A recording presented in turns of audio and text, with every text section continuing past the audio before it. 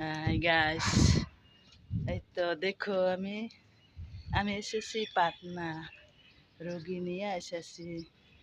এই তো আমি এখন ছাদের উপরে এসেছি। কাপড়গুলা শুকা দিলাম, তো স্নান করলাম, ভাবলাম মোবাইলটাও নিয়ে যাই। এই তো কাপড়গুলা শুকা দিলাম আমার। আর এইখানে দেখো, এই রোগীদের কাপড় শুকা দিয়ে আছে। আমি রোগী নিয়ে এসেছি পাটনা।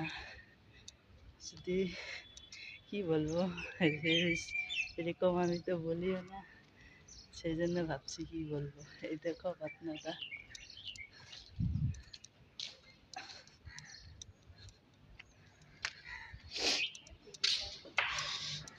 তো আমি এসে যাচ্ছি এখন, দেখতে পাচ্ছ।